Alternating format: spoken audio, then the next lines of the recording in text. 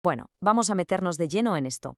Lo que vamos a desgranar hoy es una crítica reciente, muy potente y con un punto de sátira, que básicamente pone cara a cara dos versiones de una misma historia. Por un lado, el discurso público del Gobierno de México y por otro, lo que sus críticos dicen que está pasando de verdad. Es, digamos, un choque de narrativas y vamos a ver en qué consiste exactamente. A ver, para que se entienda bien el tono de este análisis, hay que imaginarse la escena que describe. Nos sitúa en la nueva Suprema Corte del Pueblo.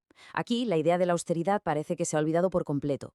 Los ministros ya no van andando, ¿no? Ahora llegan en camionetas blindadas, que los dejan en la mismísima puerta.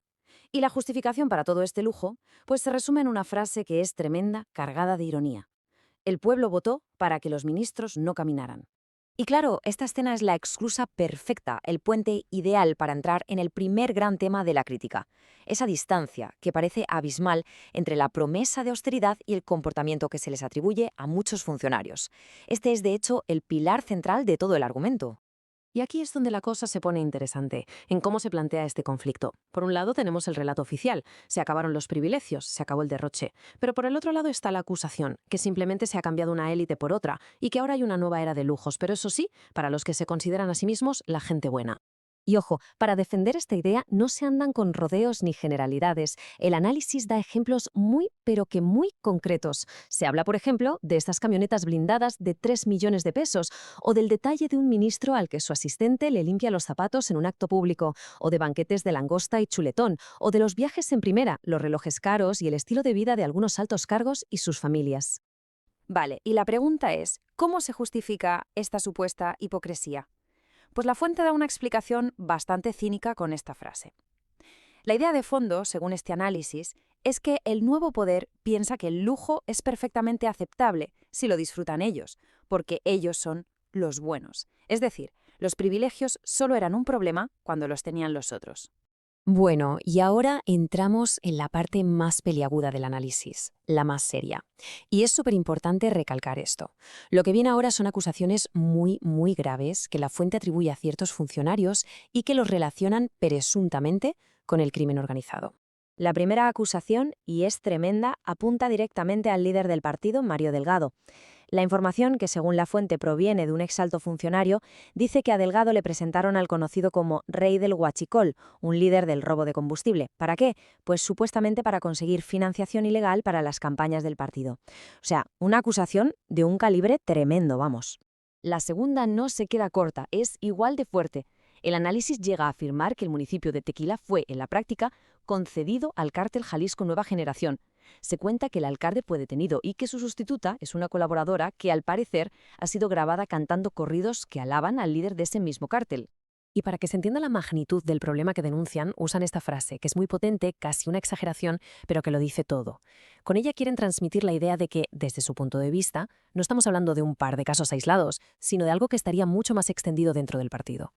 Venga, cambiamos de tema, porque el análisis también se mete en las supuestas luchas de poder internas y lo que sugiere es que podría haber una fractura, una grieta cada vez más grande entre la presidenta actual y su predecesor, que es al final el fundador de todo el movimiento. Y para explicar esto, se fijan en un caso que, la verdad, lo ilustra a la perfección, el de Adán Augusto López, un antiguo peso pesado del gobierno.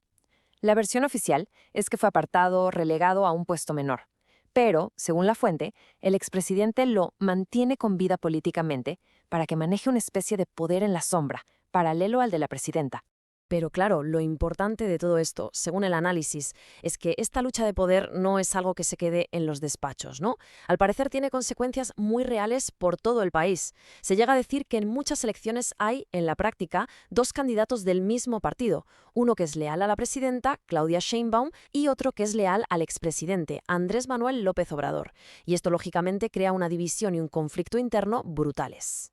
Y todo esto nos lleva a la conclusión final del argumento que presenta esta fuente. La idea es que, como la narrativa política oficial se estaría cayendo a trozos por varios sitios, al gobierno solo le quedan dos salidas. Por un lado, maquillar los datos y por otro, buscar culpables fuera. La estrategia de comunicación, según este análisis, se podría resumir en una frase muy simple pero muy potente. Básicamente, consiste en pedirle a la gente que ignore lo que ve cada día, la evidencia, y que en su lugar se crea a pies juntillas la versión oficial, por mucho que choque con la realidad. Y aquí explican el supuesto mecanismo, el cómo se hace, por así decirlo, sobre todo con las cifras de delincuencia. El proceso sería más o menos así.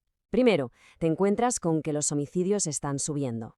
¿Qué haces? Pues según la crítica, pasas al segundo paso, recurres a un truco estadístico y reclasificas esas muertes. Es decir, en lugar de asesinatos, los registras como desapariciones. Y así, cuarto paso, ya puedes salir a anunciar que los homicidios han bajado. Y ya, el último recurso, el paso final de esta supuesta estrategia, según la crítica, es el clásico echarle la culpa al mensajero.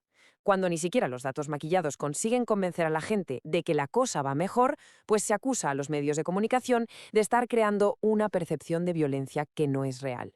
Y terminamos con la pregunta que el propio análisis deja en el aire, una pregunta que en el fondo lo resume todo. Si la promesa de austeridad está en entredicho, si aparecen más y más acusaciones de este calibre y si la unidad del partido se rompe, el relato oficial se tambalea.